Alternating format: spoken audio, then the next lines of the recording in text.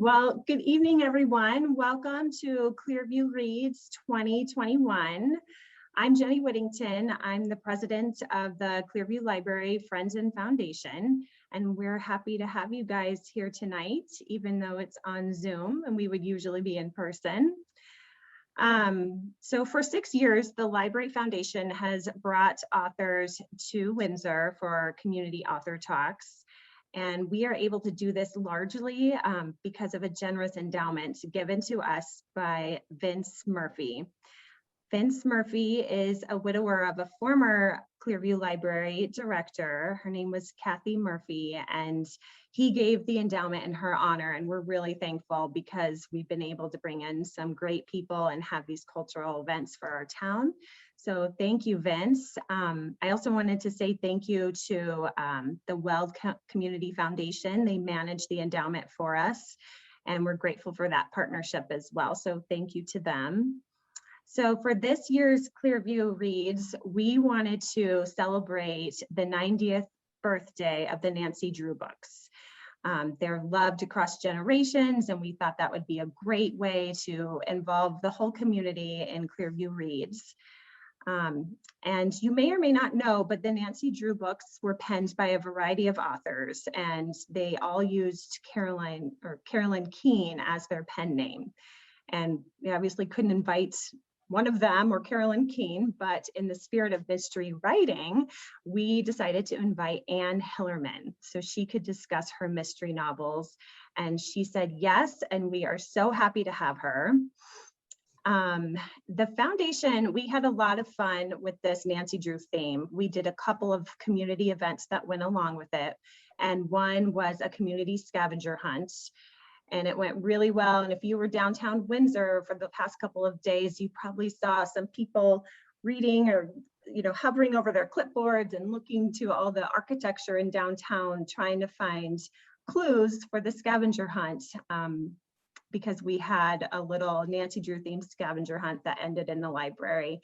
And there were grandmas and grandpas and cousins and families and book clubs, and it turned out really well. So that was fun. And then the second activity that we put with the Nancy Drew event was a play at home mystery dinner. And some of you in the audience may have just finished your mystery dinner. My family is finishing it right now. And it was based on the Nancy Drew number 99 book called The Secret of Seven Rocks, and it takes place in the Colorado Rockies. So that was fun. Jenny, we had a comment from someone who said we had fun as a family with the downtown scavenger hunt. Oh, good. Great. Well, all of these events are possible because of member contributions to the Friends and Foundation. So become a friend of the library, visit our website at cldfriends.org, and we have a variety of contribution levels. You can choose to be a one-time donor, a recurring donor, but those donations really help us carry out these author talks, and we support the library with extra items and extra programming. So visit our website and become a paying friend. I'm going to turn it over to Anne Kling now, the library director, and she will introduce our special guest, Anne Hillerman. Good evening, everybody. Welcome, Severance, West Greeley, Windsor. Yay! This is our 8th author. It's our 6th Clearview Reads, but our 8th author. And I am honored to have Anne Hillerman here with us tonight.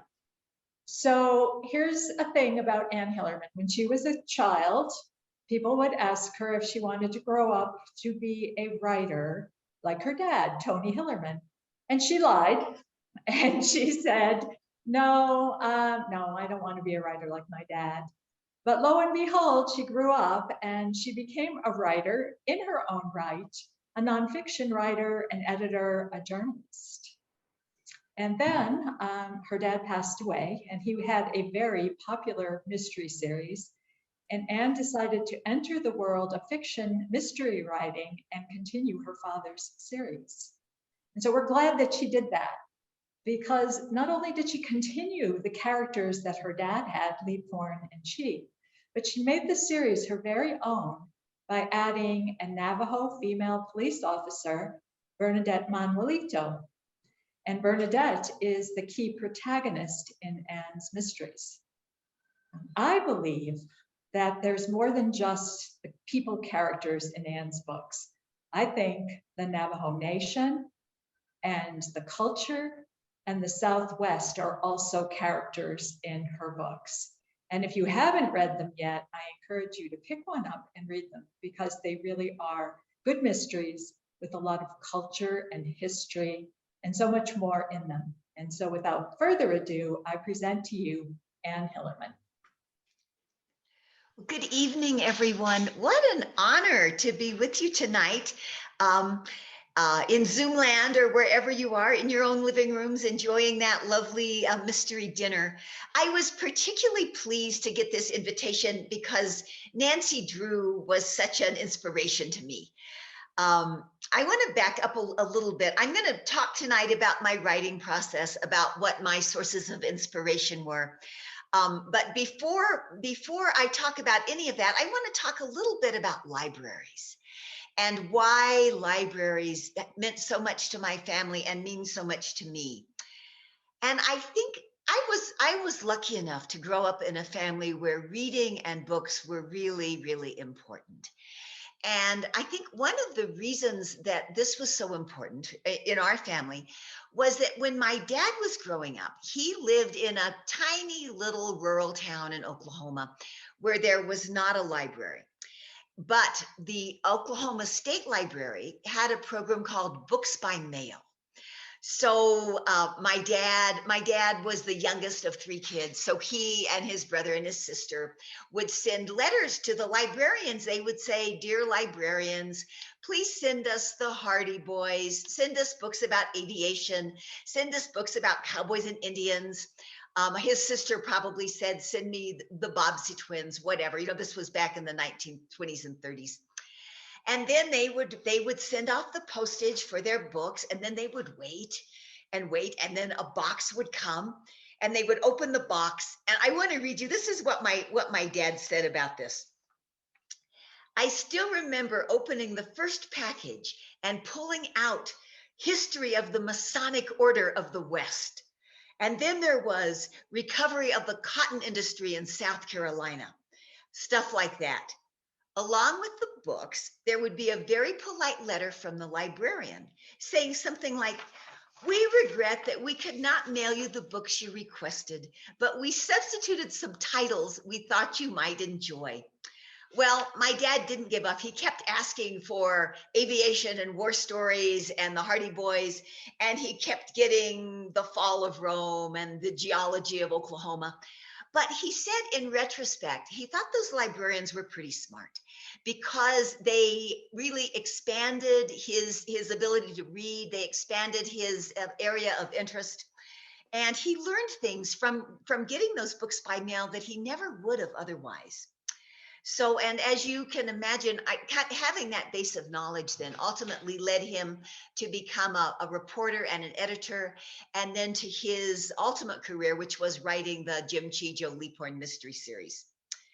So I wanted to read you a little something about, this is from a 2013 report from the Center for an Urban Future, and it highlighted the benefits of libraries.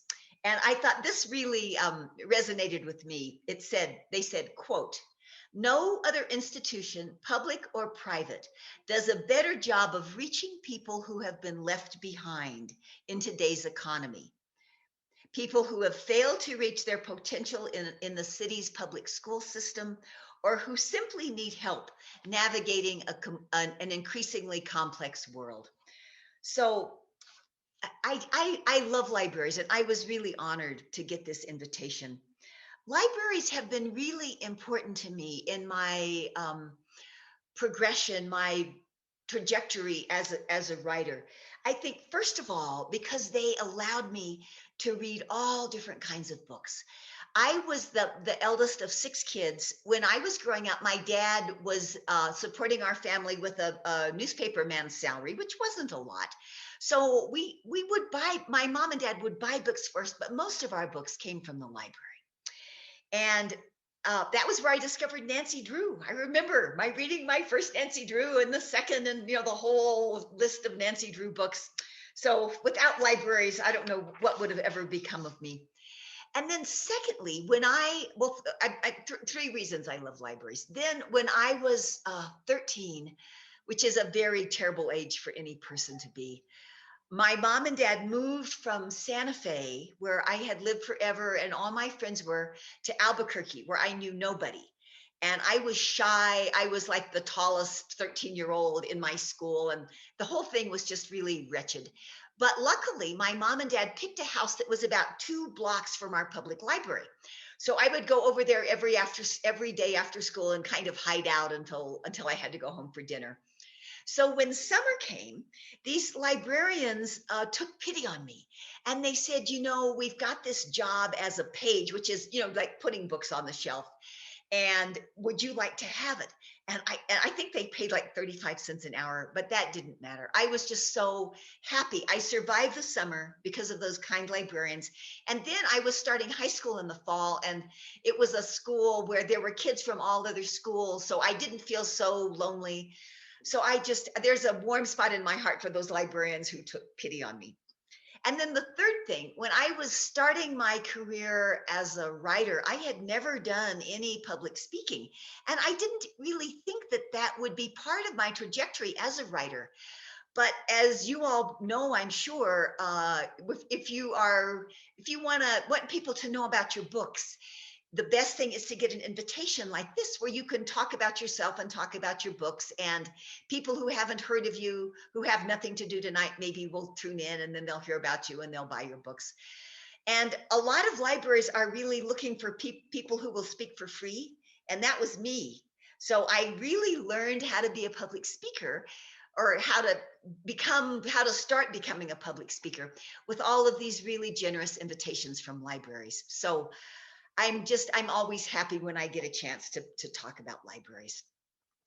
So Jennifer asked me tonight if I would talk a little bit about the sources of inspiration for my work. And I would say probably the first and most important source were my mom and dad. They both were very avid readers. I know when we would have our family conversations at dinner, us kids would talk about, what had happened at school. And often my mom would talk about what she was reading. And she would say, I really love this book because this writer has such a wonderful sense of description. Or she might say, I like the information here, but this writer doesn't have much poetry in his language. And we kids, it was like this was just as important as what we had done on our English test, or how we had done in the basketball game, all of that stuff. And my dad would say, oh, today I really had a hard time with Jim. We'd say, oh yeah, Jim Chi. It's like, the characters who my dad was using in his mysteries were also like they were part of our family.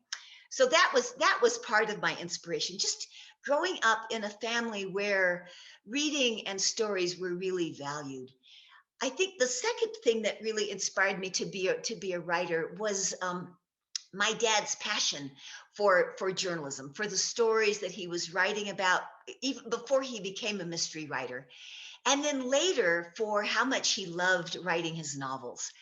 I can remember when I had just graduated from college, and this was about the time that my dad's first novel, The Blessing Way, had come out. And I remember going into his office, and at this point he was working on his second novel. And he said, honey, come in here a minute. And he read it to me from his, at that point, he wasn't even using a computer. He was still typing it out on a typewriter. And I could he was just so full of joy at having written that. And it had really nothing to do with, selling it or anything. It just had to do with the bliss that comes from the creative process. And I think as a kid, when you see your parents just overwhelmingly excited and happy about something, you think this is a pretty good deal. And so that as a child and as a young person, that really influenced me to become a writer. So after college, I got a degree in journalism, and I did some work on newspapers and magazines, a little bit radio and television. And then I had some invitations to write some nonfiction books. And so I did some travel guides. I wrote a book about Santa Fe Gardens. I wrote a book about restaurants. And then also I was real interested in the whole craft of writing. And at this point, my dad had been teaching journalism and creative writing at the University of New Mexico. And he had reached a point in his life where he didn't want to juggle that along with writing his novels. So he had left teaching behind. But I could tell that he really missed that interaction with students and with people who wanted to be writers. So a friend and I decided that we would offer some writing workshops. And New Mexico, like Colorado, is just full of wonderful writers. So we thought we would ask these writers if they could come and do presentations for us.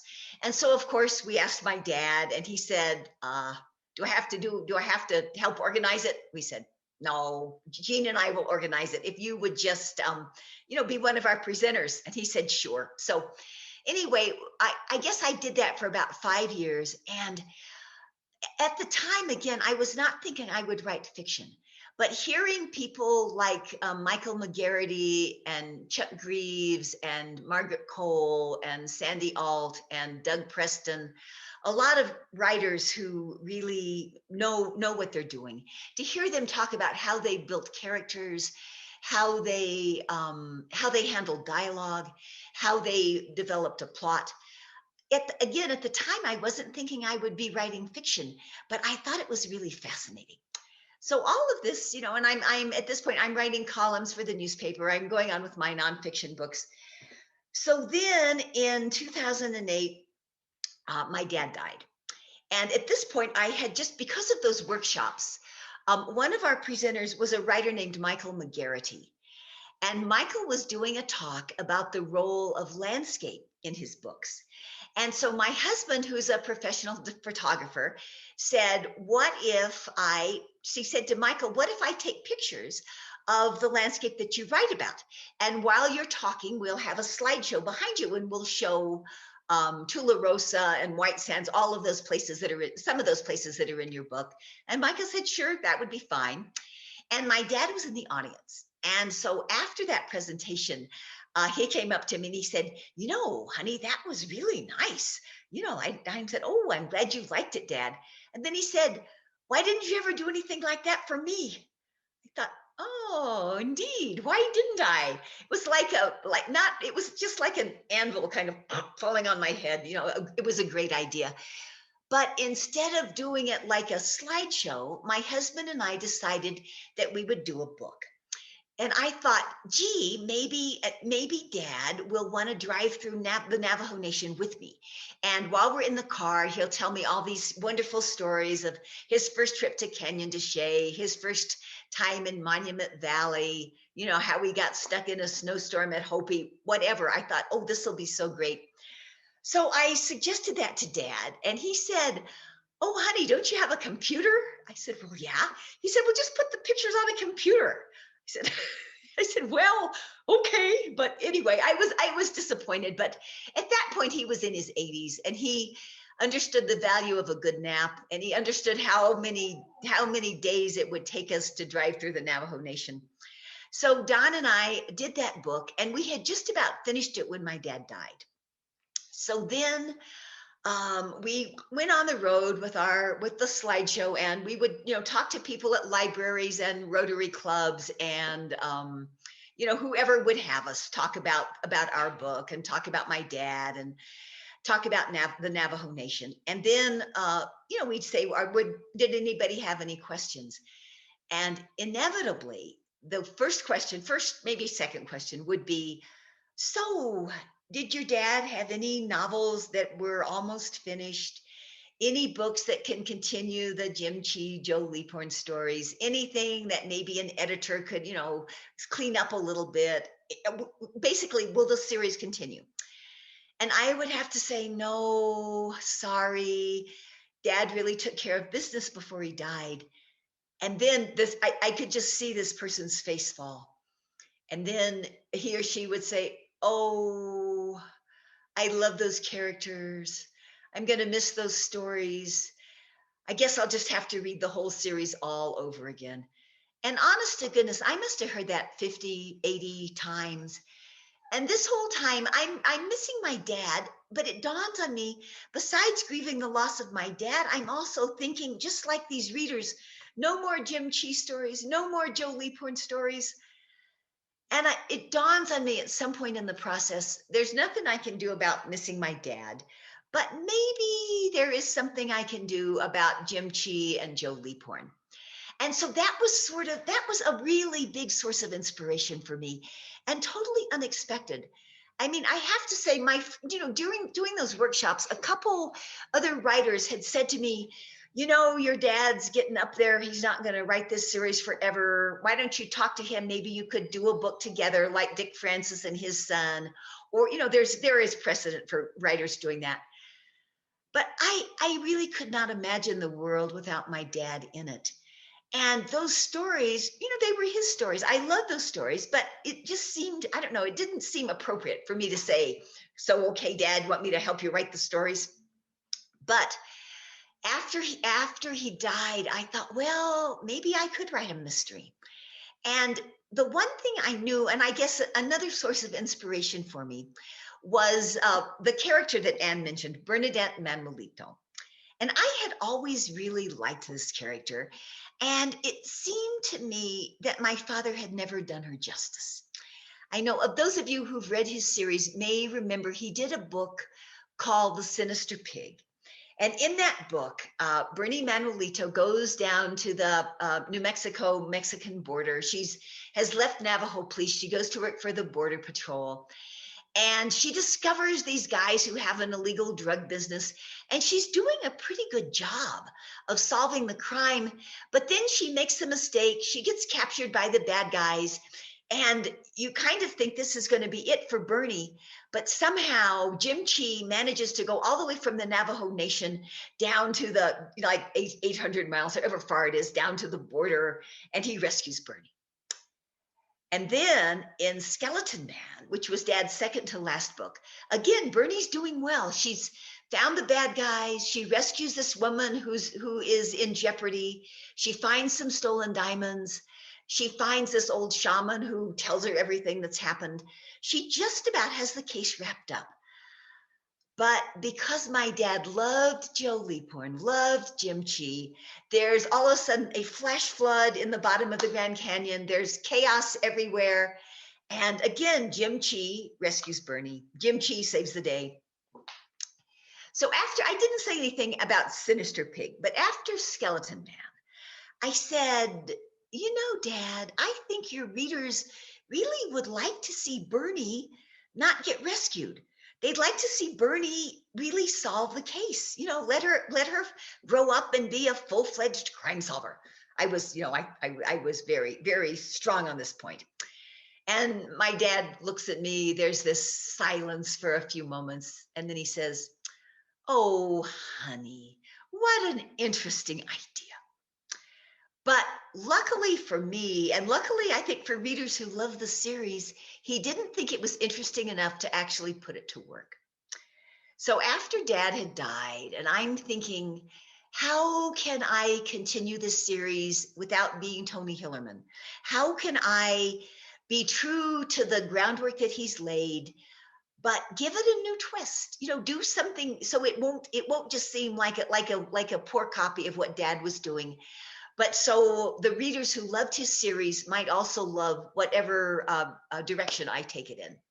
And that was when I thought of Bernie. And I thought, well, even if only my mom and I are the only people who ever read this book, I have to write a story where Bernie is not rescued, where Bernie puts on her big girl boots and solves the crime. And then I thought maybe I'll even have her rescue Jim Chi. So anyway, that was sort of the inspiration that led me to write the first book in the series, which was Spider-Woman's Daughter. So now I have to brag on my new baby. She just happens to be here right beside me. This is the book, my 6th novel. This book came out April 13th. And the inspiration for that book had to do, let me find my notes here because I don't want to screw this up. It had to do, I think, with 3 main things. The first was my husband, who really was a wonderful guy, but he was, at that point, he was living with both dementia and leukemia. And usually he was pretty good natured, but once in a while he would be unhappy. And when he was unhappy, he would tap his head and he would say to me, "You got to fix this." Well, anybody who's had experience with, this was vascular dementia, but Alzheimer's, Lewy body, they're all awful and they're all basically incurable. But I didn't want to say that to him. So I would say, "You're right. We do have to fix it. I'm going to call the doctor. Don't worry about it. We'll work on this. Why don't you just, have something to eat? Why don't you watch TV?" And it dawned on me, all of those were lies that I was telling for love. And then that kind of grew into a bigger picture, thinking of all the lies that we all tell for love. And they're not, some of them aren't really even lies. They're just sort of lies by omission. So I thought, wouldn't it be interesting if Bernadette Manuelito was dealing with somebody like this, was dealing with someone who confessed to a crime. And what if Bernie actually knew this person and just her gut told her this person could not have done it. This person is lying, but the person who's lying is not going to say that she's lying. So that was sort of one inspiration for Stargazer.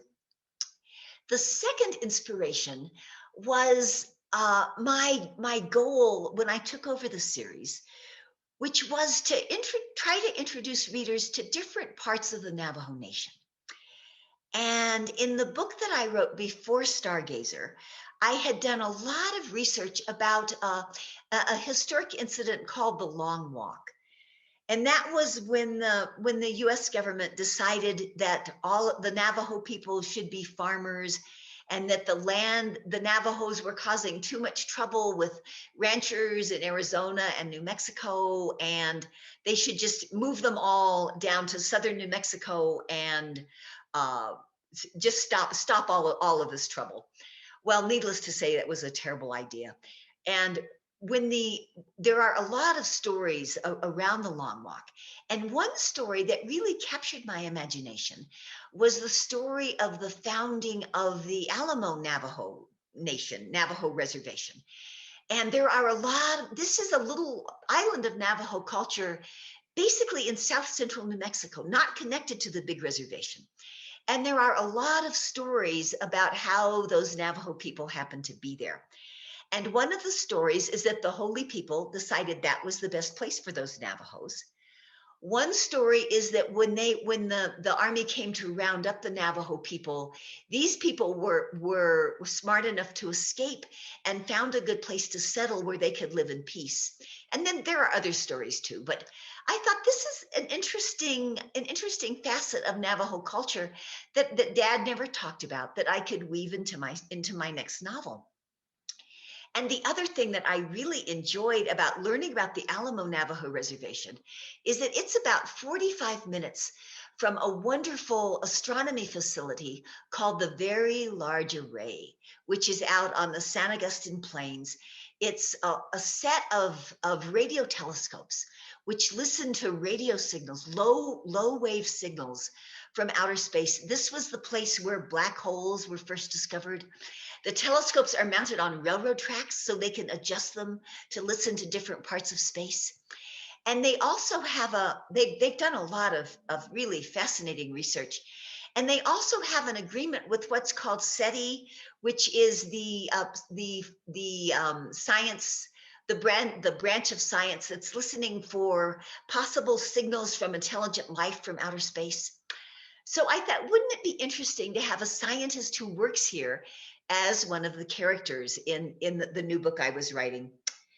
And the third thing that also influenced this book was my dog Sally, who is now locked up because she wanted to sit on my lap. And Sally likes to wake up about 5 in the morning. So I really don't like to wake up at 5 in the morning, but it's hard to ignore a whining dog who is pacing and whining and pacing and whining. And so anyway, I do get up at 5 in the morning, and Sally and I go out.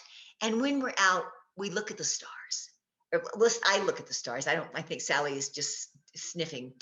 Anyway, that combined with the idea of the Very Large Array made me think, if for people like the early Navajos who were outside a lot, the sky is much bigger than the little, say the little picture of Orion or the Big Dipper that those of us who grew up with mainstream culture and learned all the Greek stories, you know, those are little constellations, but the Navajo constellations basically fill up the whole sky.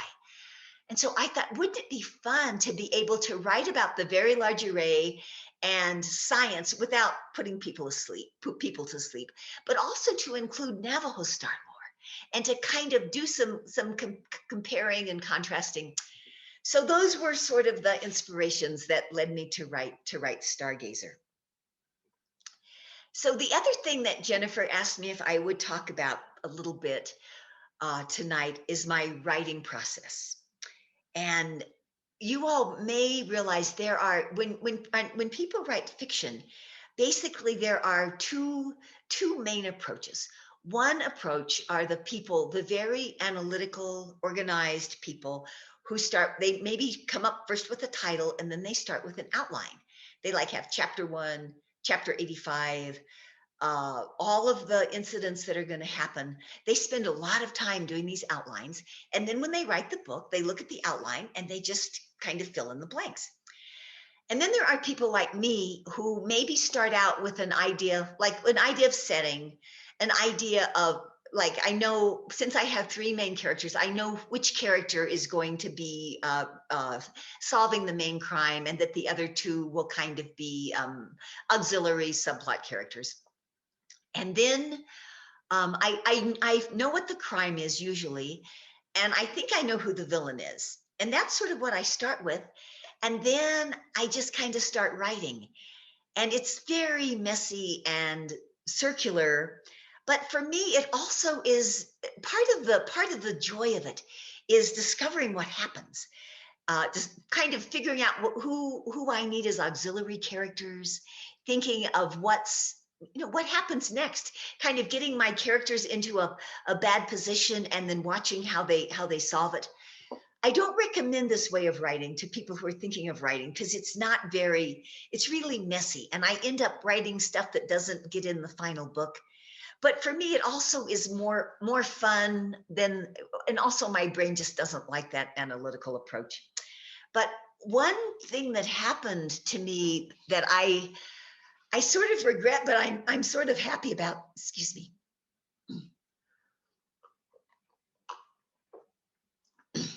One thing that happened in Stargazer was I was about 3/4 of the way done with the story. And I realized that the person who I thought should be the villain was not the villain. You know, they say that when you're writing a book that characters talk to you. And this character really was talking. And this character was saying, it's not me. I couldn't have done it. I've got too many good qualities, blah, blah, blah. And this character just kept talking and talking. And I thought, well, darn, I guess you're right. But since I was all that much through the manuscript, I thought, holy smokes, am I going to start over? But luckily, since this was my 6th book, I had enough confidence in my ability to solve problems that I thought, well, no, what if I just go back and plant some more clues that might give the reader a hint that this person didn't really do it. And in the meantime, another character had been talking to me. And this character had said, there's more to me than you think. I'm not quite as nice as you think. I have a dark side. I'd like a bigger role in your story. So kind of the combination of those two voices, one saying, I want a bigger role, one saying, I didn't do it, sort of combined to, I think, really make Stargazer a stronger story than it would have been initially. It had me a little nervous for a while, I have to say, but then when I kind of took a deep breath, it dawned on me, if I had all this trouble figuring out who did it, maybe the reader will too.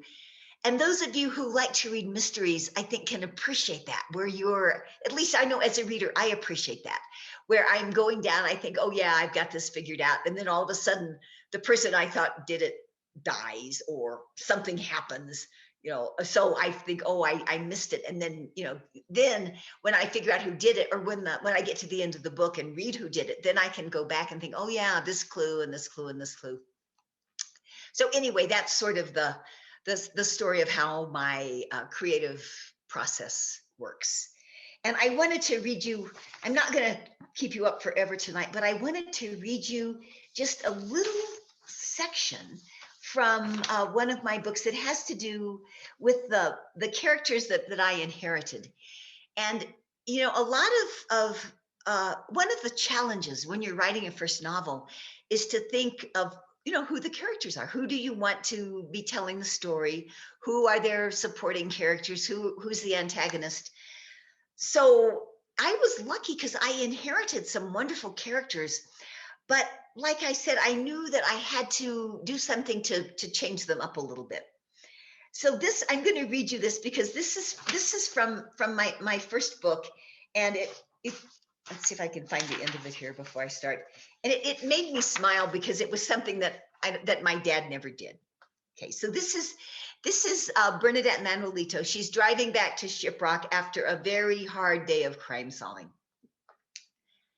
As she pushed the car to accelerate, Sebete rose in the dusk. She feasted on the sight of the rock with wings, what maps call Shiprock, rising out of the desert. Its stone bulk reassured her. Her anger with Darlene, that's her sister, seemed trivial now, a minor irritation in a world filled with more important things. Shiprock belonged to the long history of the Dene, to the deep roots that tied her to a sacred and beautiful land. She marveled at the Belagana imagination, foreigners seeing the rock as a big boat. Did they envision the countryside around it as an ocean of sand? She parked her Toyota next to Jim Chee's truck, next to the loom he'd built for her, built it himself in the traditional way outside their home as a wedding present 2 years ago, a loom she hadn't yet used. Bernie smelled something delicious wafting out of the trailer into the warm evening air. She walked up to Chi, standing on the new deck he had constructed that spring, watched him load charcoal into the grill. Hi, heard anything more about the case you're working on? Hey, beautiful, glad you're home. First thing first. And he kissed her. And that is the first kiss ever in a Hillerman mystery. So I was proud of myself for doing that. And finally, I wanted to read you one more thing. And this is from Rock with Wings. And I like to say that my books are in libraries and libraries are in my books. So this scene takes place at the house of Bernie's mother, and Bernie has gone to visit her. Bernie noticed some magazines and catalogs from an auction of Native American art and artifacts on Mama's table. These are interesting. Where did they come from? Stella got them at the library on that free shelf, Mama said. She saw one of my old rugs in the catalog with the blue cover. Look how much they have for a starting bid. Bernie thumbed through to find the page. The full color photo showed the rug to good advantage. I remember watching you make that rug when I was a little girl. Then we drove it over to the Crown Point auction. Mama laughed. Only rich people could buy it now. They could buy a refrigerator for that money. They could get a refrigerator and have enough left over for one of those rugs that look like Navajo. You know, the ones they make in Mexico? Bernie chuckled. You did beautiful work, Mama. The world doesn't have many people who know how to make something so fine. That rug is worth more than 20 refrigerators. It's priceless. Priceless. So that's how I feel about libraries. And that's how I feel about opportunities like this too, to say, thanks for Nancy Drew. Thanks for you guys for honoring her and for letting me talk to you a little bit tonight. And if anybody has any questions, I would be delighted to answer them. So we did forget to remind people to put questions in the chat. So if you could do that now, folks, we will honor as many questions as we can in the next 15 to 20 minutes. So there was a question that occurred to me, Anne. It's like, were you tempted to kill off Leaphorn in Spider-Woman just so you could have a fresh start? That is a lovely question. And yes and no. I was tempted because he was a difficult character for me. I have to say, he was just such a curmudgeonly guy. And also, I think because he was the first character my dad had ever created, he kind of reminded me in some ways of my dad, not the curmudgeonly part, but kind of the analytical part of his brain. But I knew that I would have enough trouble just introducing Bernie. And I thought, if I killed off Leaphorn, I'm going to have like thousands of readers who are going to be very, very upset. So no, but I have to say, it was kind of nice to incapacitate him. So I didn't really have to make him as a crime solver for like the first 2 or 3 books. So I could kind of ease my way in and then, finally bring him back at full strength. I have to say, I had a lot of fun with him in Stargazer. Like I said, the book has to do with lying, at least one of the subplots. The main plot, and the Leaphorn subplot has to do with kind of a secret that he's a little embarrassed about. It's not exactly a lie, but it's sort of those things that we would just rather not share with people. And I don't want to say too much about it, but I had a lot of fun kind of showing Leaphorn's, another side of Leaphorn's vulnerability. So yeah, but anybody who likes Leaphorn will be pleased to know he comes out okay in Stargazer. All right, we have some questions for the audience. How long did it take you to write your first book versus your latest one, Stargazer? The old thing is that you have a lifetime to write your first book, and then you have a year to write your second book.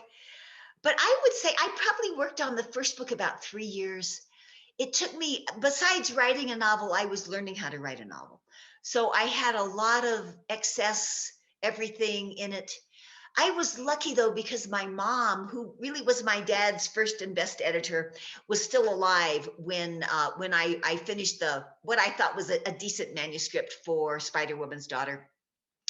And she read it, and she had some really excellent advice for me. So probably a couple years, maybe more than that, to write the first one. And then after that, because the editor my dad had worked with was also still alive, and she liked that book. And so she gave me a contract for that book and another book. And the second book, Rock with Wings, was due in a year. So then I had a year to write the second one. And basically it's been that way with all the other books. But I think because of my background in journalism, I'm really okay with deadlines. It's kind of like having a deadline sort of builds a fire under me and gets me maybe a little better organized. It kind of gives me incentive to work harder and to think more clearly. So I don't mind it. I think my friends and my husband, when he was alive, didn't particularly like it because they didn't see me much. Or when they saw me, my eyes were like saucers and I was just, wired up on caffeine. But all in all, I think it suits me to have those deadlines and to try to get a book out a year. And if I didn't, it's not like they would shoot me or anything. But I just find that the rhythm of it is good, and it keeps the part of my brain that comes up with the stories and knows how to do this, kind of keeps it sharper than I think if I had a year vacation or something. Speaking of journalism, someone wants to know, where did you go to journalism school? Oh, I went to the University of New Mexico, and my dad was the department chair. And I really tried to not take classes with him because I thought this is just too much not that he would give me any breaks, but I just thought the whole thing was kind of awkward and embarrassing. But there were a couple classes he taught that I needed to graduate that were the only classes. He was the only one who was teaching them.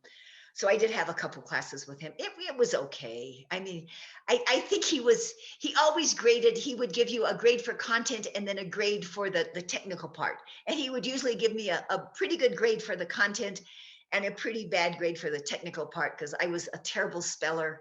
I'm one of these people who is so glad that now there's spell check. Yeah.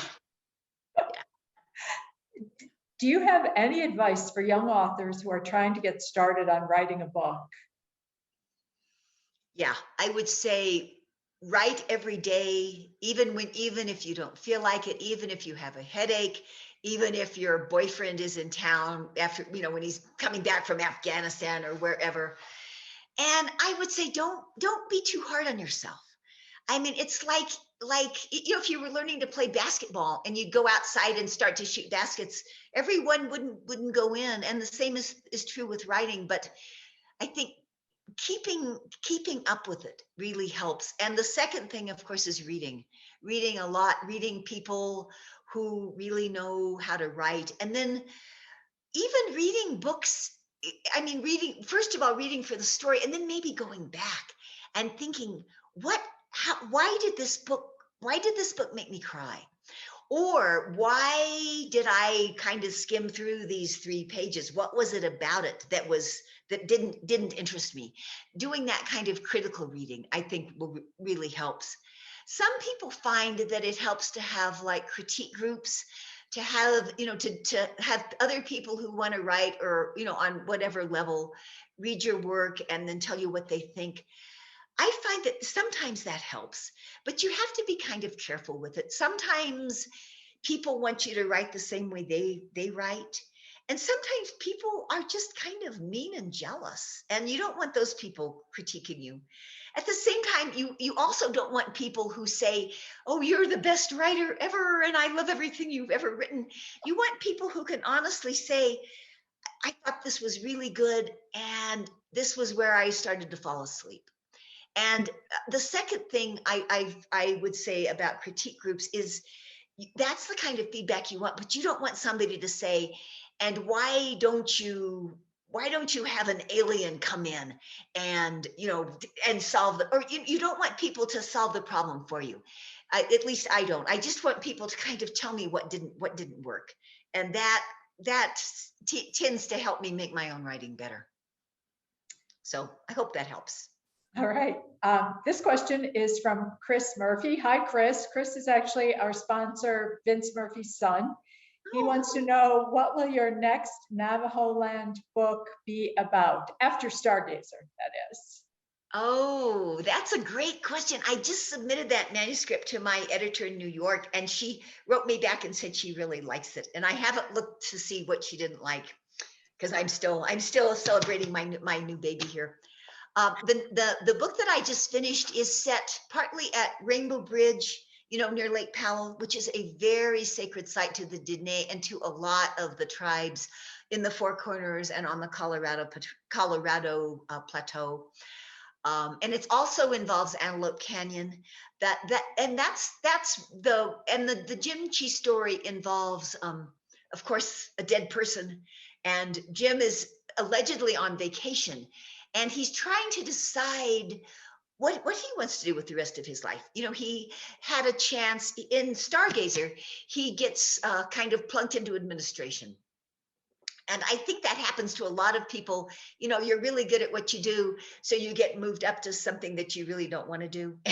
And so that's kind of what happens to Jim Chi and Stargazer. So he's sort of trying to sort out his own life, and then he finds this body and gets rooked into figuring out what happened. And while he's doing that, Bernie is investigating a case that has to do with cannabis production on the Navajo Nation. So those are sort of the two stories. That my working title for that book is the Sacred Bridge. But like I said, my editor hasn't read it yet, so there may be some tweaking with that. All right, let's see. So what books are on your nightstand right now? Because you said it's important to read other authors. Oh, good question. I'm reading the new book by Charles Todd, which I don't know if you all are aware of this author. Charles Todd is actually a son and mother who write together. The son is named Charles Todd, and the mother is named Carolyn Todd. And their mystery set in England, right after World War I. And the character is the main crime solver is sort of a damaged veteran who's gone to work for Scotland Yard. And his companion is the ghost of a man in his battalion who was killed. And the main crime solver feels enormously guilty about this death. And the ghost is really pretty smart. And once in a while, he helps him solve the crimes. And once in a while is just kind of ornery and not pleasant. But they're good. Their use of language from the 1920s in England is really good. So that's on my nightstand. A travel guide to New England, because my son and his 4-year-old live in New Hampshire and they want me to come see him this summer. A guide to the stars is there because after Stargazer, I thought, well, I've got to learn what all these constellations are. And it has one of those little red lights, I don't know, infrared lights. So you can take it outside and use the light and you can still see the stars. What else is there? Oh, and Emerald. Oh, that book about rafting the Grand Canyon, Emerald Mile. I love that book, and I started it, and I keep getting distracted. But I promised myself I'm gonna read it through to the end. And then another book that the name I can't think of. Maybe it'll come to me before I'm done here. But yeah, that's. I usually try to have a fiction and a nonfiction and alternate them. So if somebody wants to know, have any real life crime cases influenced or inspired your writing? Yeah, I'm really concerned about all of the missing Indigenous women, kidnapped, murdered. That has been kind of an ongoing theme. There was a case where a little Navajo girl she and her brother were both kidnapped, and then her body was found. She was murdered. That was just heartbreaking, and that has sort of motivated several of my books. Stories about, and this is happening less, thank goodness, but stories about inebriated people who are either run over or found frozen along the side of the road in the winter. All of those cases are just, they're really hard. It's a hard reality, but those do influence me. Cases where people see, reports of skinwalkers, reports of, werewolf, all kinds of sort of supernatural events that happen, both to Navajo people and to non-Navajos when they're driving at night along the highway, and they have different experiences. Bear's ears. That whole controversy, I'm really, really interested in that. And I'm thinking that the book that I work on after Sacred Bridge might have something to do with that. I think it was really the Obama setting up the huge reservation, and then the other administration really tightening it up, and all of the Native American sadness over losing those sites that were so important to their heritage. So that real story is on my mind too, and probably others that I'm just not thinking of now. Oh, I'm also in the book I just finished. There also are some references to COVID, and not serious, not tragic ones, but more just how that changed Navajo life. So has the pandemic has it had an effect on your creativity or your writing process in any way? Yeah, I think it has helped me focus a little more, because I don't have to, I'm not so distracted by people wanting me to go out to lunch with them, or, have coffee, or go out and have a cocktail. It's like, I don't have it really, I did not have any good excuses for not writing. And I think I noticed too, as I was more focused on it, I think it made me more efficient. I have to say the other side of that is I think you can be too, I think the creative brain needs some relief. I think sometimes just trying to force a chapter, force an idea doesn't always work for me. I need to go out and go for a walk, work in the garden, if do something besides writing. But not having the social distraction, I think really did make me a little more creative. Or maybe just more efficient. I don't know. So what was the biggest surprise you had in continuing your dad's work? How much I loved it. I really had not, I mean, I was doing it because I was curious about it and I thought it would be a good challenge, but I didn't expect it. I didn't expect to find such passion for it and such joy in it. And that was a lovely, lovely, lovely surprise. And also I didn't expect to have such a generous response from my dad's readers.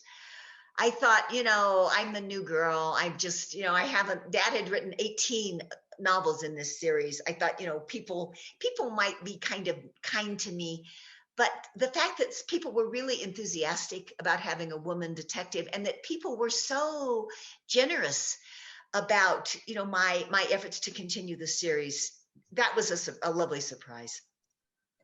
And I think, folks, that's where we're going to end it, because I think that was a good question and a great response.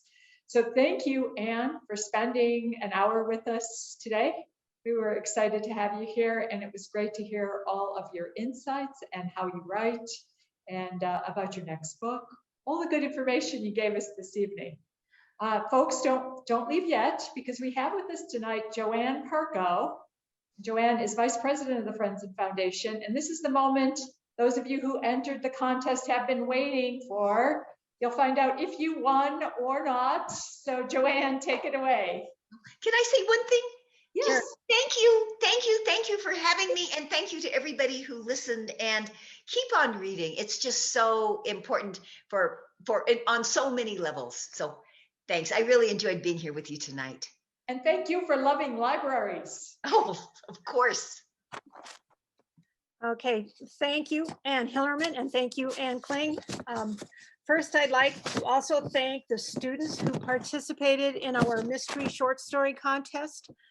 To all of you attending tonight, this contest was offered to 8th through 12th grade students in the Windsor RE4 school system. Their charge was to write a mystery that was either solved or possibly even not solved by the end of the story, and to use the short story guidelines that most of their teachers would teach. A panel of 2 English teachers and an adjunct professor from CSU were our judges, and they assured the Friends and Foundation Board that all the entries were well written and a pleasure to read, which made the process of narrowing it down to the 3 top stories quite difficult. Now, these stories will be sent to Anne Hillerman for her comments and suggestions. And thank you to Anne for taking the time to read them. And also there are some cash prizes. So let's let you know who's winning some money tonight and whose stories will be sent to Anne. The 3rd place winner for her story entitled Rationalizations is McKenna Straka of Windsor Charter Academy. The 2nd place winner, who receives a $50 prize, wrote 2 Wrongs Don't Make a Right, and that is Emma Johnson from Windsor High School.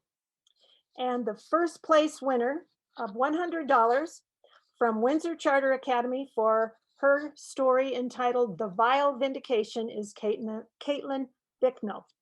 And the 3 of you can come by as soon as Monday to pick up your cash winnings at the library. And when all this was over, the judges were so impressed that they decided to take on thank you gifts to all the writers. So the rest of you who did not win one of the top 3 awards, please stop by the library for your thank you gift from the judges. Secondly, the Nancy Drew Anniversary Scavenger Hunt brought many residents to downtown Windsor today as they tried to solve the fictional mystery of who would be given the deed to the house at 530 Main Street. While the characters are fictional, many of you know that there really is a house at 530 Main Street, and that is known as the Porter House. Too bad nobody's going to get it. It's already owned. Prizes for taking part in the scavenger hunt were donated by many Windsor businesses, and we would love to thank all of those businesses for their generous support of the library and of the Friends and Foundation. Now, these are the winners of those prizes and the businesses giving them out to those today. So listen for your name, but you will also receive a message from the Friends and Foundation, so you'll know where to come get this. $20 gift certificate from Safeway was won by Stephanie Simmons. A $25 gift card from Coffee House 29 was won by Sadie Metzler.